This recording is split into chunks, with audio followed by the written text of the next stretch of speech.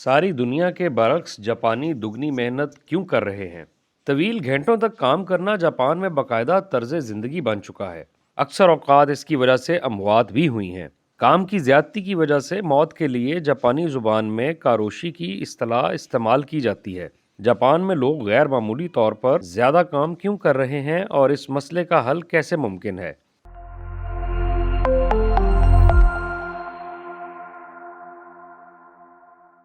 دنیا میں دیکھا جائے تو جاپان ایسا ملک ہے جہاں ورکنگ آورز طویل ترین ہے۔ کم و بیش ایک چوتھائی کمپنیوں میں ملازمین کو ماہانہ تقریباً 80 گھنٹے اوور ٹائم کام کرنا پڑتا ہے اور اکثر اس کا معاوضہ بھی نہیں ملتا۔ جاپان کا کارپوریٹ کلچر نام نہاد تنخواہ داروں یعنی سیلری مین کے ذریعے چلایا جا رہا ہے۔ سیلری مین اسے سمجھا جاتا ہے جو کمپنی کا وفادار ہو، اور اس سے توقع کی جاتی ہے کہ وہ اپنا سارا کیریئر ایک ہی کمپنی کے لیے کام کرتے گزار دے۔ طویل گھنٹوں تک دفتری کام کے علاوہ دیگر سرگرمیوں میں بھی متحرک نظر آئے، جیسے کہ کولیگز کے ساتھ پارٹی کرنا۔ جاپان میں ملازمین کو کام سے چھٹی شاذ و نادر ہی ملتی ہے۔ 2017 کے ایک سروے کے مطابق سالانہ 20 چھٹیوں کے باوجود جاپانی ملازمین کو محض 10 چھٹیاں ملیں۔ سالانہ چھٹیوں کے باوجود ملازمین کو کام سے رخصت نہ دینے کے حوالے سے جاپان کی شرح دیگر کئی ملکوں سے زیادہ ہے۔ کارپوریٹ کلچر سے واقفیت حاصل کرنے کے لیے خود کو اس کی دیواروں میں قید کرنے کی ضرورت نہیں، لیکن جاپان میں رات کے 3 بجے بھی آپ کو سوٹ بوٹ میں ملبوس، ہاتھوں میں بریف کیس اٹھائے ملازمین دفتر کی جانب گامزن نظر آئیں گے۔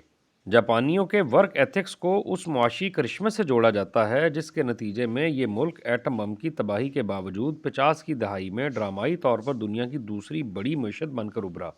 جاپانی کمپنیوں کا اندرونی کلچر کچھ ایسا ہے کہ کسی انفرادی شخص کی ترقی کی بجائے مجموعی طور پر کمپنی کی ترقی اور کامیابی پر زور دیا جاتا ہے۔ اس کی وضاحت کچھ یوں کی جا سکتی ہے کہ ایک سروے کے دوران 63% جاپانیوں نے تنخواہ سمیت چھٹی لینے پر شرمندگی کا اظہار کیا، لیکن اس سے بھی تشویشناک بات یہ ہے کہ طویل ترین اوقات کار کے باوجود G7 ممالک میں جاپان سب سے کم پروڈکٹیوٹی کا حامل ملک ہے۔ ہم نے آغاز میں کاروشی کا ذکر کیا ہے، جس کا مطلب ہے کام کی زیادتی کی وجہ سے موت۔ حکومت اسے قانونی تسلیم کرتی ہے۔ عموماً طویل اوقات کار ہارٹ اٹیک، سٹروک یا تناؤ کی وجہ سے موت کا باعث بنتے ہیں۔ ہر سال جاپان میں کاروشی کے سینکڑوں کیس رپورٹ ہوتے ہیں، گو کہ یہ دلیل بھی دی جاتی ہے کہ تمام کیسز رپورٹ نہیں ہو پاتے اور اصل تعداد 10 گنا زیادہ ہے۔ 2015 میں ایڈورٹائزنگ فرم ڈینسٹو کی ایک ملازمہ نے عمارت سے کود کر خودکشی کر لی۔ تحقیقات سے معلوم ہوا کہ اوور ورک کی وجہ سے وہ ڈپریشن کا شکار تھی اور اسے ہر ماہ 100 گھنٹے اوور ٹائم کام کرنا پڑتا تھا۔ اس کیس نے کافی توجہ حاصل کی اور طویل اوقات کار اور بلا معاوضہ اوور ٹائم کو غیر قانونی قرار دینے کے لیے کافی آوازیں بلند ہوئیں۔ کمپنی کو لیبر قوانین کی خلاف ورزی پر جرمانہ کیا گیا اور اس کے CEO نے استعفیٰ دے دیا۔ ملازمہ کی موت کے بعد ڈینسٹو نے کچھ تبدیلیاں کیں۔ ایک تبدیلی یہ کی گئی کہ دفتر کی بتیاں رات 10 بجے بجھا دی جاتی ہیں تاکہ ملازمین دفتر چھوڑ دیں۔ اب حکومت اور نجی کمپنیاں ورکنگ آورز کم کرنے پر کام کر رہے ہیں۔ حکومت نے سالانہ کم از کم 5 چھٹیوں کے علاوہ 2 ورکنگ ڈیز کے درمیان ریسٹ پیریڈ لازمی قرار دیا ہے۔ 2016 میں جاپان میں ماؤنٹین ڈے کی نئی چھٹی متعارف کرائی گئی، جس کے بعد سالانہ سرکاری چھٹیوں کی تعداد 16 ہو گئی۔ 2017 میں جاپانی حکومت نے پریمیم فرائیڈیز کا منصوبہ شروع کیا، جس کے تحت کمپنی کو کہا گیا ہے کہ وہ ہر مہینے کے آخری جمعے کو ملازمین کو 3 بجے چھٹی دے دیں۔ لیکن ایک سروے میں معلوم ہوا کہ پہلے پریمیم فرائیڈے پر صرف 4% ملازمین نے 3 بجے چھٹی لی۔ یہی وجہ ہے کہ حکومتی کوششوں کے باوجود ایک رکاوٹ برقرار ہے، کوئی بھی ملازم دفتر سے جلدی جانے والا پہلا شخص بننے کو تیار نہیں۔ ایک دوسری وجہ لوگوں پر زیادہ محنت کرنے کا دباؤ بھی ہے۔ جاپانی معیشت بہت بڑی اور خطرات سے گھری ہوئی ہے۔ اس کے سائز کو برقرار رکھنے کے لیے بھی جاپانیوں کو زیادہ گھنٹوں تک کام کرنا پڑتا ہے۔ جاپان 1968 سے 2011 تک 42 سالوں تک دنیا کی دوسری بڑی معیشت رہا ہے۔ 2011 میں چین نے اس کی جگہ لے لی۔ جاپان کو افرادی قوت کے بحران کا بھی سامنا ہے۔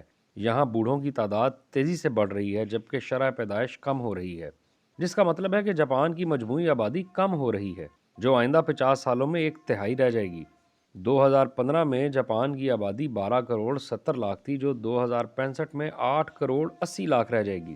افرادی قوت کے بحران سے نمٹنے کے لیے جاپانیوں کے سامنے 2 راستے ہیں۔ پہلا، باہر سے ہنرمند لوگ منگوائے جائیں۔ دوسرا، روبوٹس پر انحصار مزید بڑھایا جائے۔